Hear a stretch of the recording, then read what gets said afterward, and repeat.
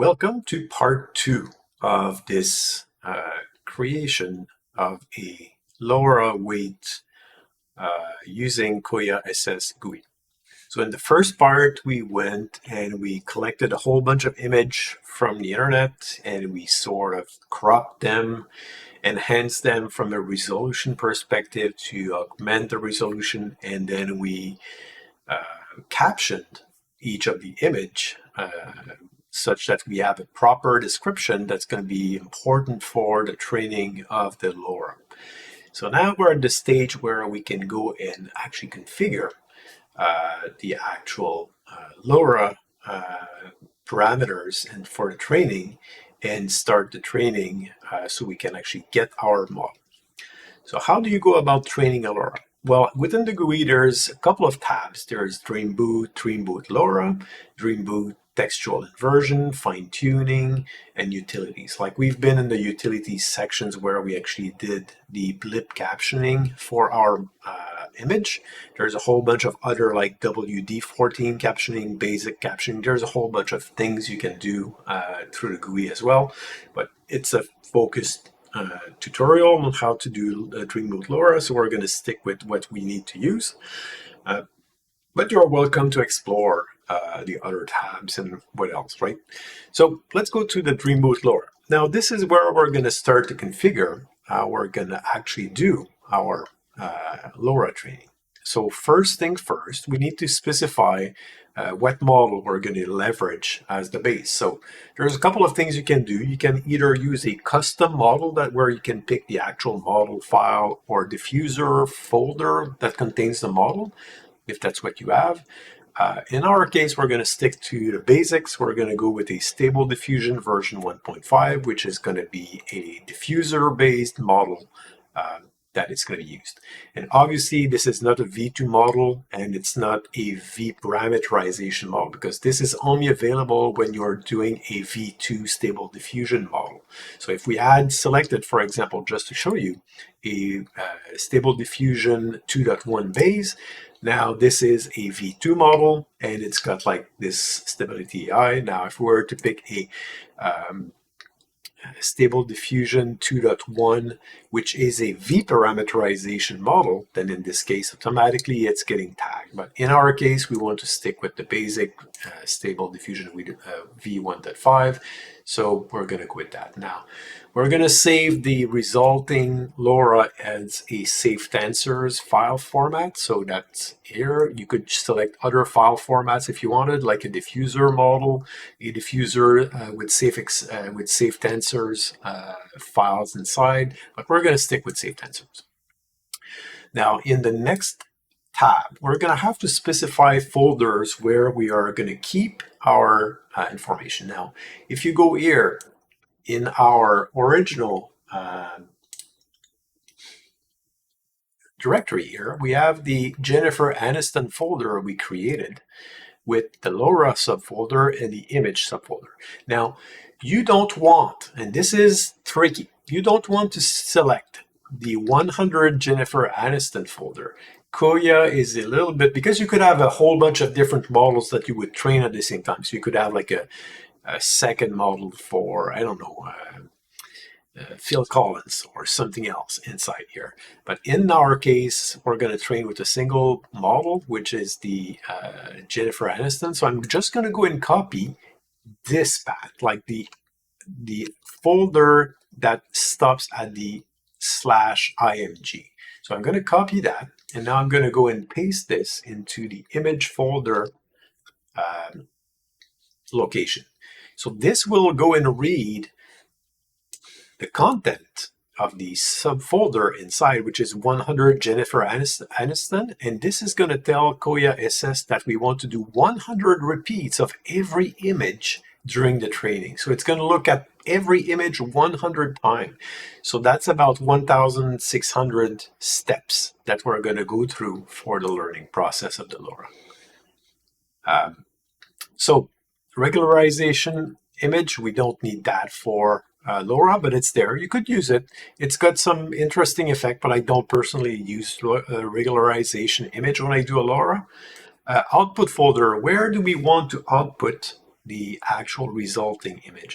In our case, we're going to output that to the Stable Diffusion Web UI folder. So I'm going to go into my Stable Diffusion Web UI, and we want to output that under the embeddings folder. So we're going to go copy that. So I'm going to go and put that in the embeddings. Next one is where do we want the logs that are going to be created during the training? Where do we want to put all those logs? So we're going to put those into a subfolder within the LoRA folder. So we're going to go under LoRA/logs. So I'm going to put the logs in that folder. What do we want to name our model? By default, it's called last, but in this case, I'm going to call the model Jennifer Stun, and it's going to be a version 1 model. So I'm going to name it v1.0 just so that I know when I look at the model name that this was the version 1 of the model that we created. Do we want to add some training comments? In this case, I don't really need to. Training parameters, we're going to go here.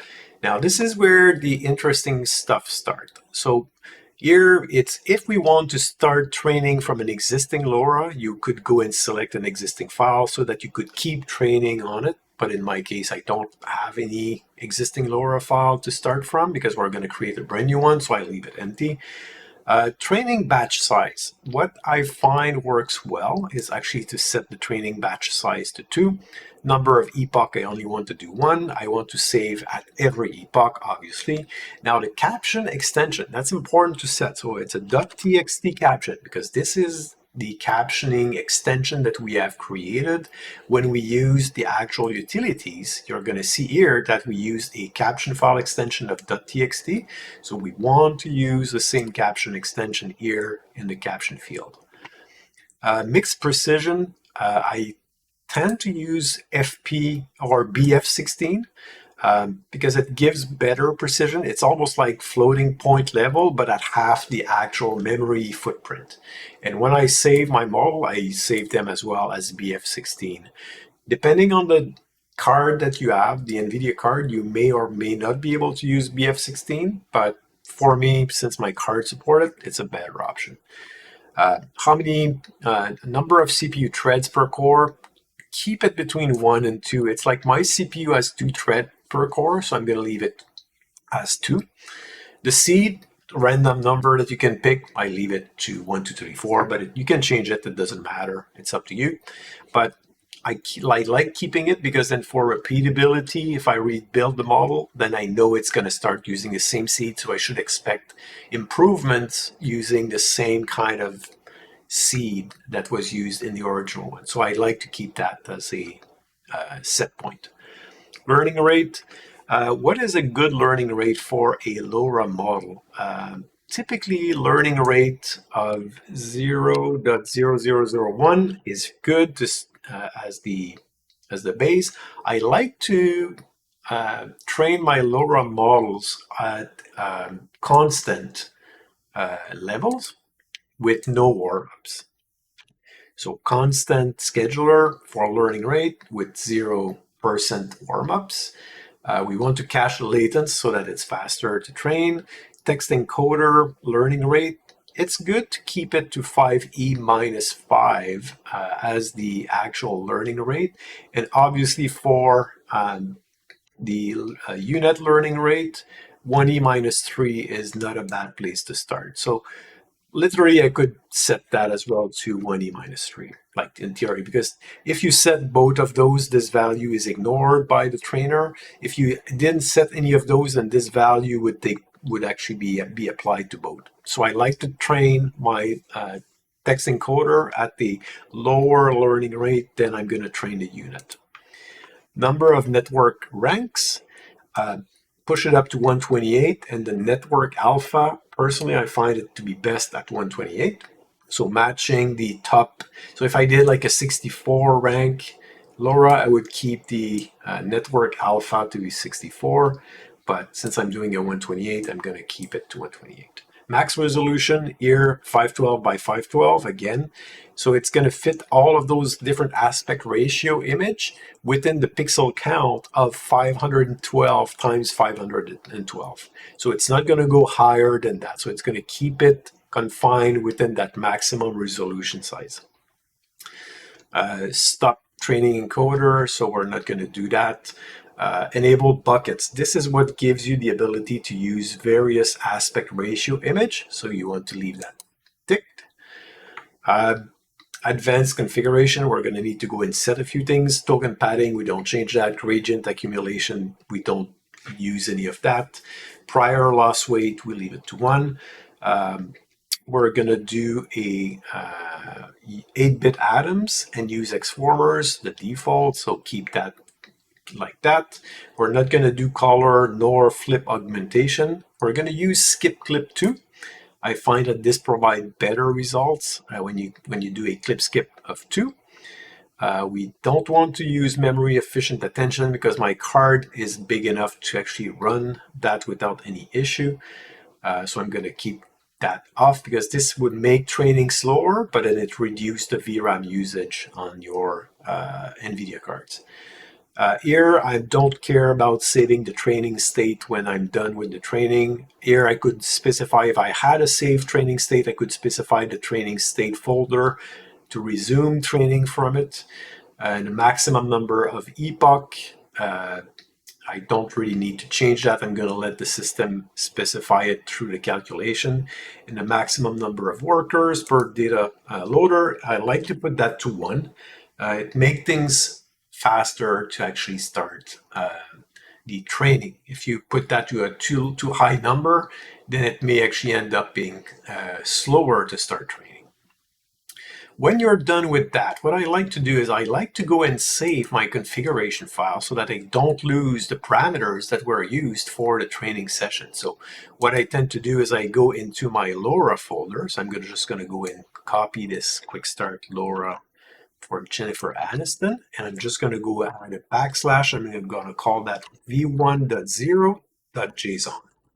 So that we're going to create a JSON file, which is the format for the configuration file, and we're going to save it as a v1.0 that ends up matching the v1.0 model output name. So now there's a correlation, so it's easier down the road to go and find that. The tools tab you don't really need. Those are tools if you wanted to prepare like your Dreamboot. We've done it manually in this case, but there is a way to kind of load any folders that includes image, and then you can specify the repeats, and it kind of builds a structure for you. We've done it manually here, so don't need to do that. There's also like Dreamboot LoRA dataset balancing that you can do. There's a merge LoRA and a verify LoRA tool that you can use. So other tools you can go in and sort of play with if you're interested, but we don't need to use those as part of this training session. So I think we're pretty good to start at this point. So we're going to go and start the training pretty soon. Just one quick thing before we start the training. I want to double check with my previous training parameters for a Cyndi Lauper model I did. Just want to make sure that I've got the right unit. So see my learning rate here for was 001. So with, well, not 0, but 0.0001. So that's what I'm going to set it at. And let's double check the next one, which was warm up 0. So I was using what constant, that's fine.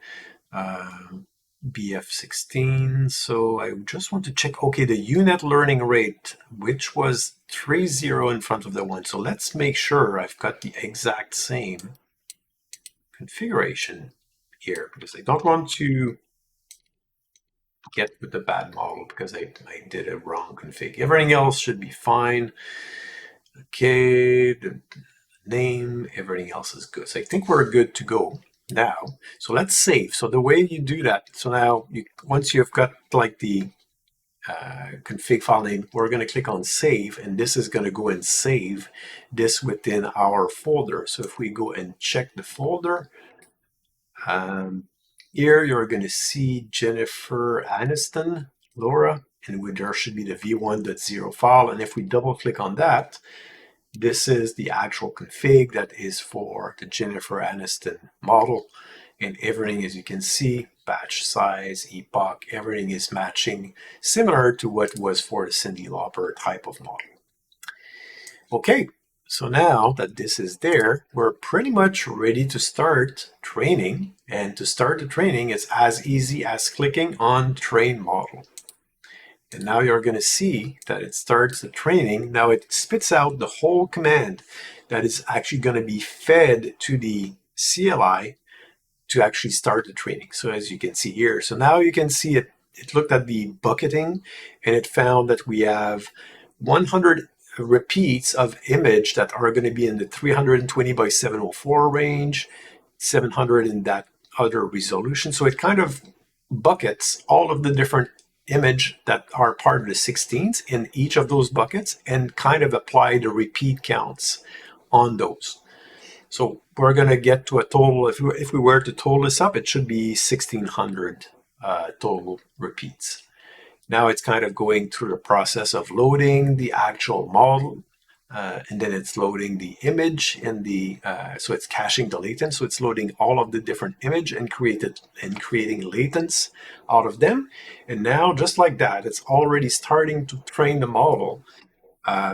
And as you can see, we have 800 repeats. Now you're going to wonder, why 800? You told me it's going to be 1600, which is right, because it's the total number of image. So we have 1600 trained image with repeating. Now we have set a to train, like the right wording is to a train batch size of 2.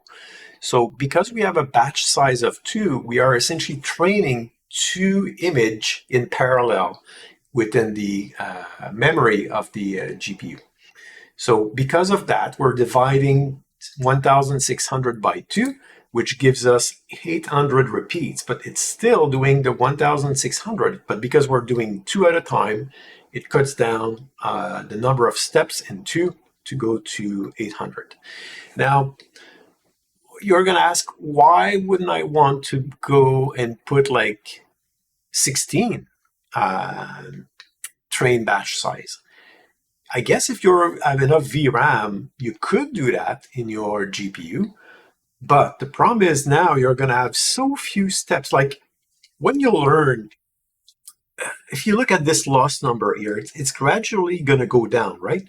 But it takes a while for the system to start to learn things. And if you feed it too much information at once in parallel to train, then you end up having too few steps and it doesn't have enough time to properly learn the model. So you're better off to do train batch size of 1 or 2, unless you have like maybe a couple hundred image in your data set that you want to train on. And then it makes sense at that point to maybe have more a larger batch size because you're going to train over a longer number of steps.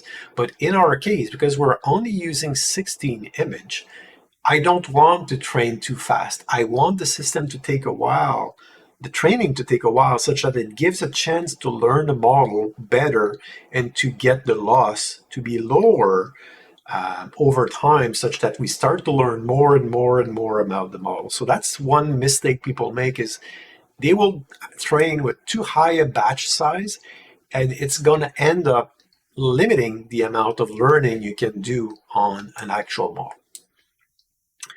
So I will pause here and I will let the actual training proceed. And then once it's done, we can do a couple of prompt queries on the model and see the results. Okay. Our model is now ready. So we have, I guess, gone to a loss of 0.111, and that looks okay. The loss will vary from model to model, but that sounds like fairly good loss. So now it's time to go and try this model, which is called Jennifer Aniston v1.0 Safe Tensor. So let's go and have a look at that. Okay, so let's go to Stable Diffusion, Web UI. And here we're going to load, make sure that we have the prune model v15 loaded as a checkpoint, and don't really need to change. Like for most people, it's going to be an automatic VAE. So I like to use the VAE FTMSE like this one as my VAE. Now we need to go and load some and configure this so that we can use automatic or auto 1111. So there's two ways you can do that. You can either use an extension that's called SD Web UI Additional Networks to actually load them, which is made by GUI, or you can use the built-in auto 1111 LoRa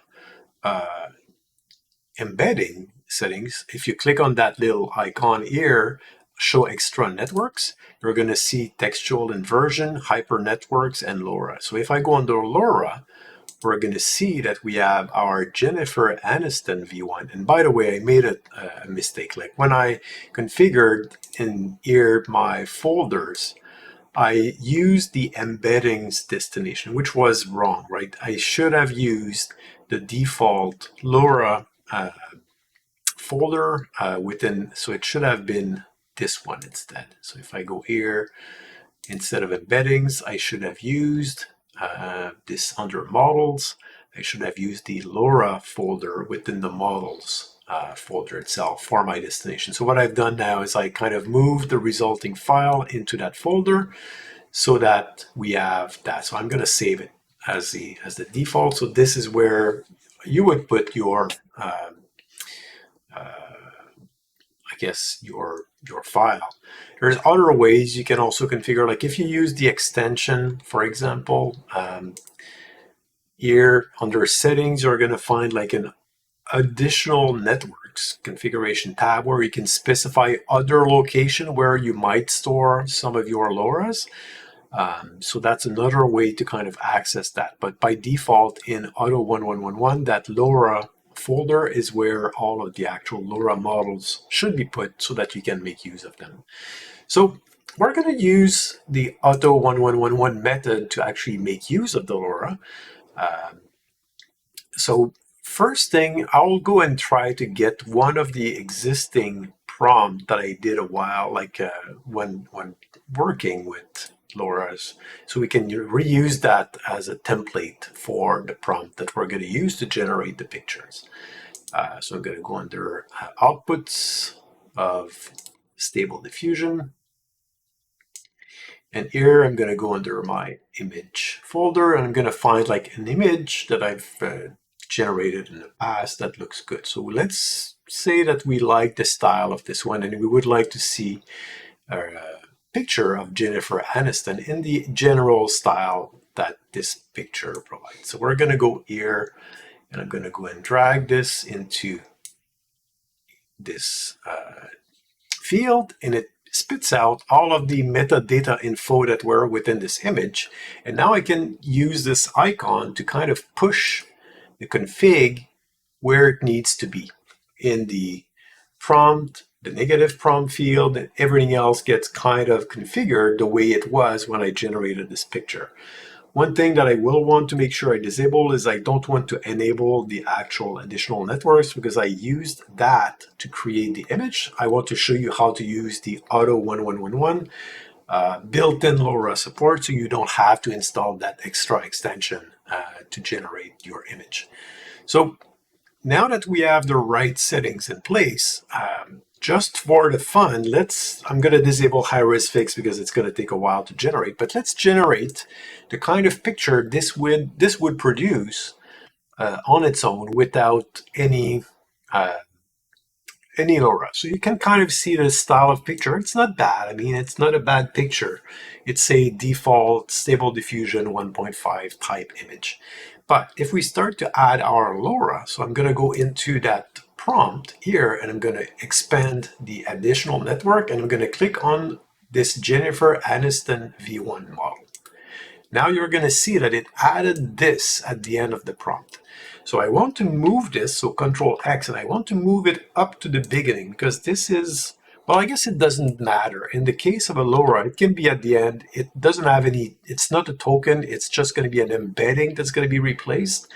So we're going to stick with that. One thing you may want to do is, I think if you lower the strength of this LoRa to 0.7, it's a better fit. We're going to try it 0.7 and 1, which is the default for a LoRa when you actually add it to the prompt.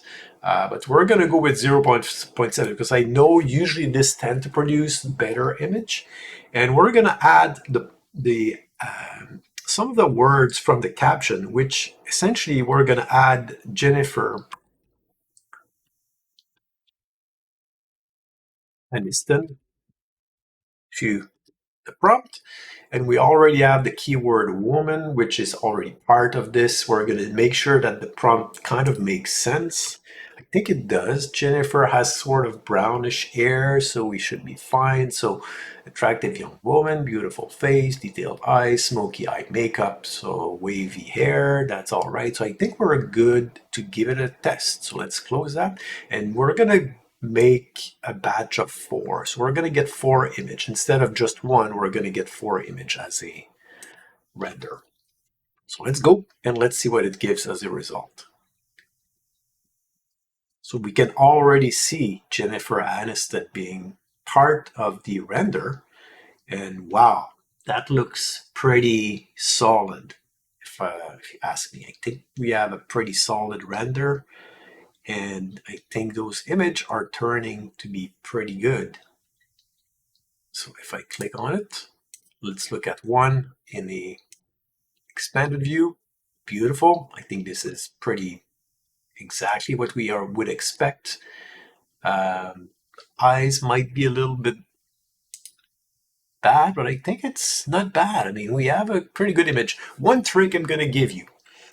Those image looks good, but there is to improve on those image. What you can do is you can actually turn on high res fix. What that's going to do is it's going to scale up this image to, in this case, 1.5 times the size so that it is, instead of being 384 by 704, it's going to be 576 by 1056. But it does it using the latent image.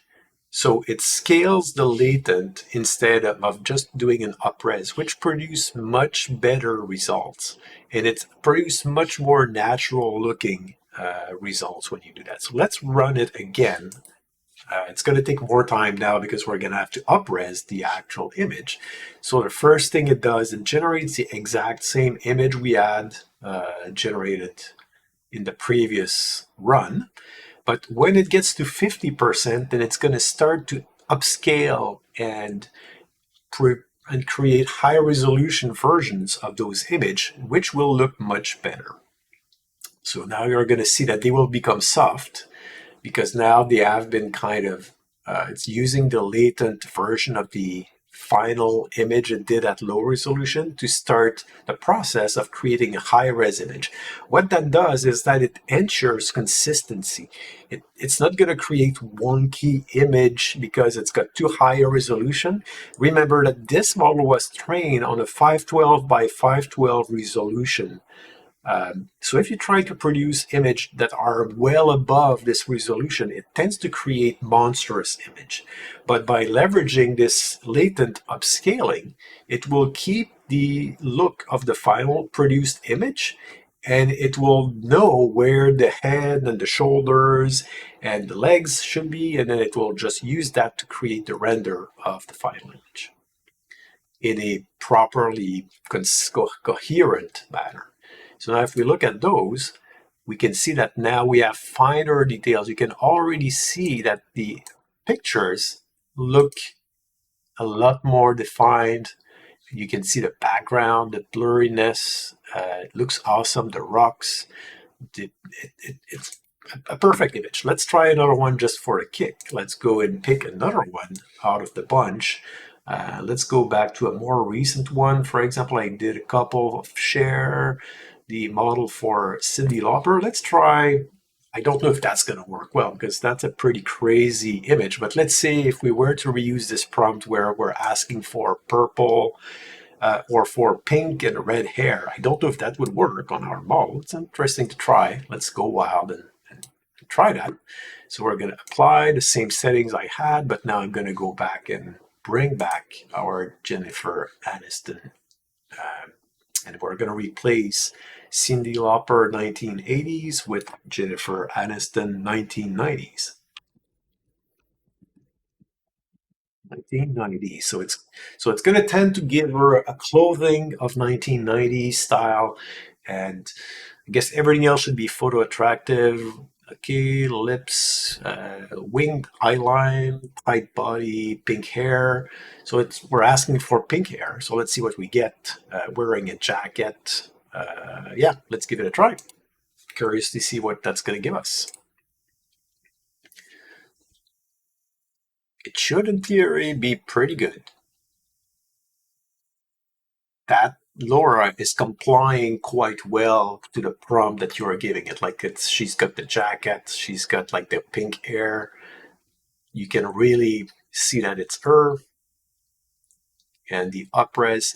So I think we've learned maybe a little bit too much. Like the model when it creates the output, it's pretty strong, right? The contrast is very high. Like the high res fix kind of brings it back to a more natural tone. But what that tells me is I should probably reduce. Yeah, see, I had the value to 1 in this case instead of 0.7. This is why it was so strong. So to kind of tone it down a little bit, if you bring the actual weight of the model to 0.7, then it kind of produce a less contrasty base image, which is more natural looking, I guess, when you do that. But still, even starting it with a very contrasty image, it's going to produce very good results. Let's wait for the final render.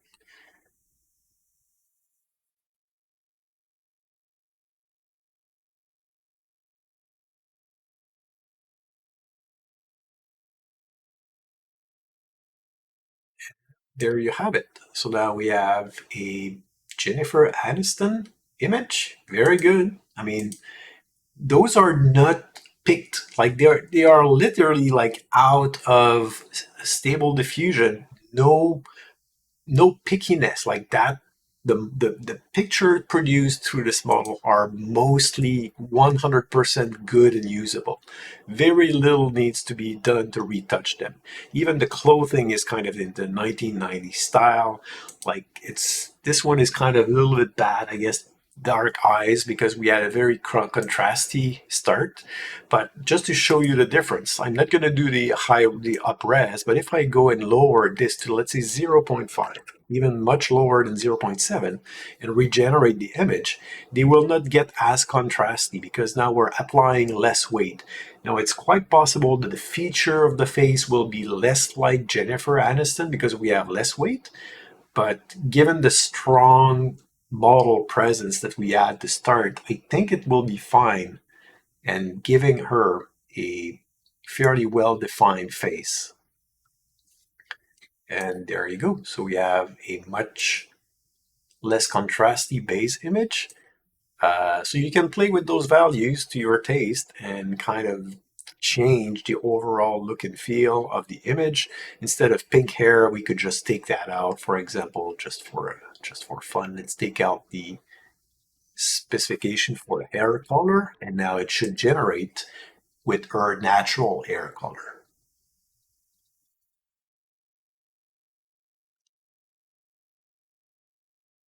There we go. So now we have like a version of the image with her natural hair color. So I hope this is giving you kind of a good base to get going with creating your own LoRa and creating good picture. Like a good picture also require a good prompt.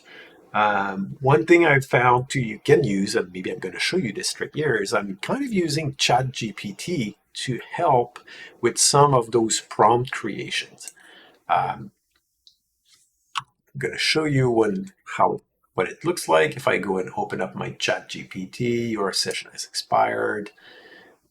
Well, let's forget about it for now. I guess I can make a separate video on how to do that. But yeah, um, that's going well beyond the scope of this video. So instead of jumping into that and making this way too long, let's keep it to that for now. And I'm gonna add into the description of the YouTube video like links to the extension folder, the extension that you need to install if you want to use this additional network. See here, this is the other way to do a LoRa. If I take this out from here, obviously now if I render this, we're gonna get something basic that is not going to look very much like Jennifer Aniston. It kind of looks like her, but it's not as good as what we get when we use the LoRa. Um, so this is probably one of the reasons why we have such a strong background or a strong vibe, because we already have like quite a bit of knowledge about her in Stable Diffusion already. Uh, But if I kick in this Jennifer Aniston and I kick it back to, let's say, 0.7 here from the weight and regenerate the image, now we're going to get the LoRa to actually recreate. And it should be the same image as we had before.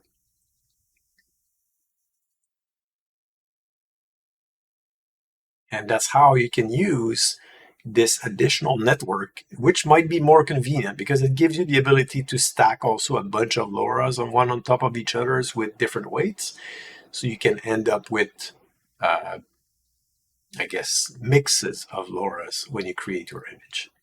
Yeah, you can see how contrasty this is getting. So I think because there's already a strong presence of Jennifer Aniston in the actual base model, even going below 0.5 might actually be enough to get something going like a 0.3 to get the influence of the LoRa on top of the existing base knowledge without getting too strong an impact.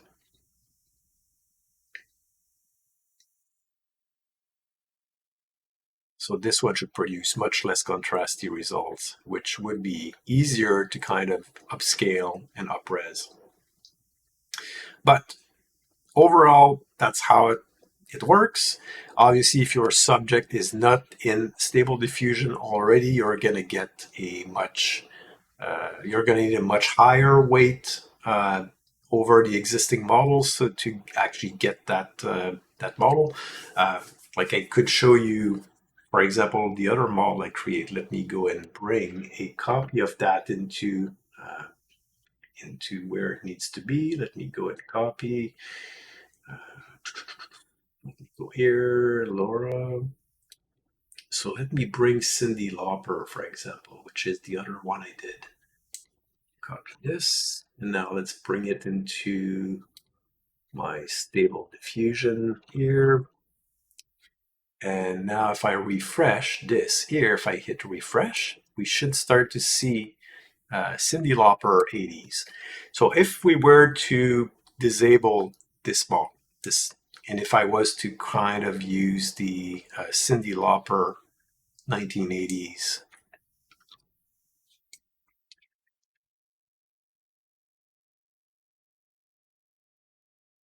it's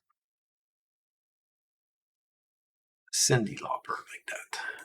If I was to generate a picture, we would get a pretty bad Cyndi Lauper, right? Because she's kind of not very well known by the Stable Diffusion model. You can kind of see that she's been there, like she's been trained, but it's not very good. Images are pretty rough. If we look at it, like it's kind of there, like it's an older version of her showing up, like it's some are younger, but not the best, right? But if I was to go and enable now this model with some weight, let's say 0.7, which is usually a good ratio when there's a little bit of the model known into Stable Diffusion to influence, and now I regenerate the image, you're going to see a drastic difference in what the output is going to be. Already you can start to see a lot more presence of Cindy, and you can start to see much more characteristic look for Cyndi Lauper of the 1980s. So this is another model I made exactly following the same recipe I showed you for this one. And now you can see the quite contrasting difference when a person is not well known to Stable Diffusion and you train them in LoRA. Now you start to get much more vivid output of that person. So again, hope you like this. Hope it helps you understand how to train and use a LoRa with Koya SS and Auto 1111 Stable Diffusion web UI. Good night.